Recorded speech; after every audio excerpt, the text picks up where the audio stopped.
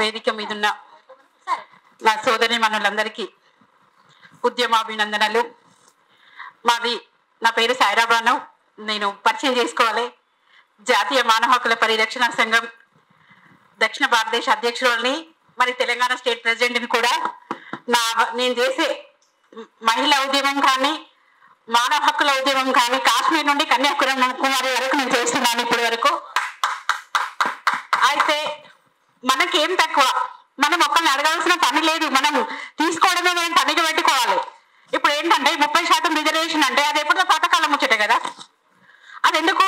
ఇప్పుడు మగవాళ్ళతో సమానంగా ఆడవాళ్ళు సమాన హక్కులు అంటున్నారు. సమాన హక్కు ఎక్కడిది? అసలు మన ఇంటి నుంచి సమాన హక్కు రావాలి ఫస్ట్.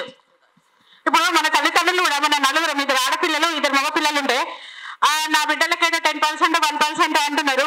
అసలు మన కన్న తల్లిదండ్రులు, మన కుటుంబం నుంచి మనకు సమాన హక్కు అనేది ఎత్తలేదు. ఫస్ట్ మన ఇంటి నుండి మనం మొదలు పెట్టాలి. ఫస్ట్ అక్క వాళ్ళు మీరు అంటే మన హక్కుల కోసం మనం ఇంటి నుంచి ఫైట్ చేయడం స్టార్ట్ చేయాలి. ఇంట్లో ఒక కూతురుగా, ఒక చెల్లిగా, ఒక అక్కగా, ఒక భార్యగా, ఒక ఆడపడుచుగా మన అందరం మన హక్కులు మనం ఇంటి నుండి సాధించుకుందాం.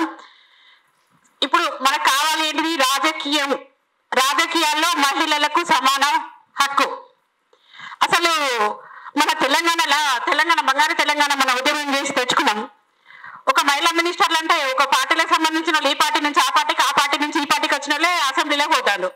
మరి ఇప్పుడు ప్రపంచం ఇప్పుడు తెలంగాణ ఆడపడుచులు లేరా? ఉద్యమం చేసిన ఆడవాళ్ళు లేరా? ఉద్యమం చేసిన ఆడవాళ్ళని ఎందుకు గుర్తించట్లేదు? ఎంతో మంది ప్రాణ త్యాగాల ఫలమే ఈ రోజు మన తెలంగాణ, మన బంగారు తెలంగాణ అని చెప్పి మన తెలంగాణ జాతి పిత గారు, గౌరవ మాజీ ముఖ్యమంత్రి వర్యులు, ఆయన బిడ్డకే బహుజన బతుకమ్మ ఉంది, ఆయన బిడ్డకే బోనాలు ఉన్నాయి.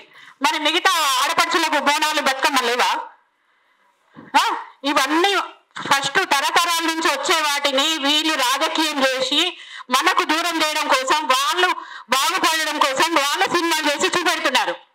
ఇప్పటికైనా మనం కళ్ళు తెరవాలి. ఇప్పుడు ఈ కాంగ్రెస్ ప్రభుత్వం వచ్చింది, 10 నెలల పాలనలో మేనిఫెస్టోలో జరిగింది ఏంటిది? ఒక ఉచిత బస్సు మాత్రమే, ఇంకేవి అమలు జరగలేదు. మేనిఫెస్టోలో మాత్రం అక్కగారు మీకు కొంచెం కోపం వచ్చిన పర్వాలేదు, అధికార పార్టీని అంటున్నాం అని చెప్పేసి, అక్క మన హక్కులు మనం సాధించుకోవాలి. ముందు ఫ్రీగా వచ్చేటి అది ఏంటి, ఫ్రీ ఇచ్చి ఏదైతే ఉన్నదో అవన్నీ ఫ్రీ బస్సు, ఫ్రీ గ్యాస్ 500 ఇవి కాదు. మా పిల్లలకు ఉద్యోగాలు కావాలి. ఇప్పుడు మా పిల్లలకు మంచి చదువు కావాలి, మనకు మంచి వైద్యం కావాలి. ఇప్పుడు ఢిల్లీలో చూడండి, మొత్తం ఫ్రీ వైద్యం ఉంది. మన తెలంగాణలో ఉన్న ఏదైనా యాక్సిడెంట్ అయిందంటే వాళ్ళకి భూమి ఉన్నా లేకున్నా ఏదో అన్ని లక్షలు ఖర్చు ఆ మెడికల్ మాఫియాలో డబ్బులు పోతున్నాయి. దీనికోసం వీళ్ళని ఎదిరిస్తున్నారా? ఇది ప్రతి ఇంటికి సంబంధించిన విషయం. ప్రతి ఇంటికి కావాలి వైద్యం, ప్రతి పిల్లలకి మంచి నాణ్యమైన విద్య కావాలి. అక్కలారా, ఇప్పటికైనా మనం తెలంగాణ కోరి తెచ్చుకున్నాం. మన తెలంగాణ బీసీ మహిళలు, ఓబీసీ మహిళలు కాదు, ఇప్పుడు రెడ్డి వర్గం వస్తా నడుస్తుంది. కింది స్థాయి నుంచి వరకు పై స్థాయి వరకు రెడ్డిలే పరిపాలిస్తున్నారు. మరి బీసీ మహిళలు, బీసీ వాళ్ళు 60% ఉన్న బీసీ వాళ్ళు ఎక్కడికి వెళ్ళాలి? అందులో 60%లో 60% మహిళలు ఉన్నారు. మరి మా మహిళలు కనీసం ఒక 30%, ఒక 15% ఇస్తే పోతుంది మన తెలంగాణలో.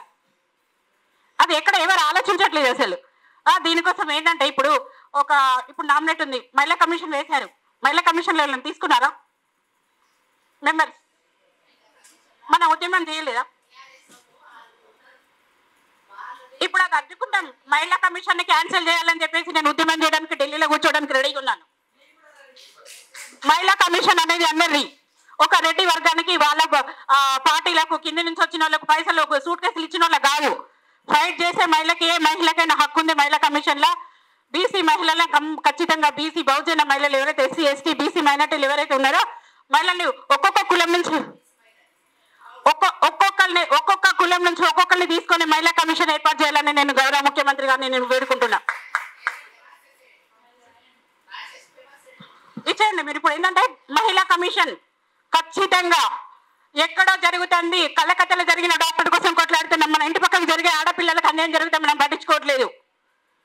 ఎందుకు? మనకు భయం అనేది ఫస్ట్ వాళ్ళది. మొన్న ఒక 6 సంవత్సరాల పాపం మీద అది డాన్సర్ ఇదేంటి ఈ మహిళా రాజకీయ రిజర్వేషన్లు, మహిళా కోట కోసం ఏం చేద్దాము? ఏం చేద్దాం అనేది మనం మళ్ళీ ఇంకొక వర్క్ షాప్ లో మాట్లాడుకుందాం. మీరు చెప్పిన విషయాలను మొత్తం పరిగణలోకి తీసుకుందాం. ఈ వేదికలో కూడా మీరు ఒక బాధ్యత తీసుకొని పనిచేయాలని కోరుతున్నాం. అక్క చాలా విషయాలు ఉన్నాయి, మీరు ఇంకా సమయించినందుకు ధన్యవాదాలు. కాకపోతే గల్లీ నుంచి ఢిల్లీ వరకు మహిళా పిలుపు అనేది ఉండాలి. ఢిల్లీలో జంతర్ మంతర్ దగ్గర మనకు మహిళా కమిషన్, తెలంగాణలో కానీ జాతీయ మహిళా కమిషన్ లో కూడా మనకు వాటా కావాలి. మన తెలంగాణ నుంచి కూడా జాతీయ మహిళా కమిషన్ లో మెంబర్షిప్ ఉండాలని నేను కోరుతున్నా. Thank you. చాలా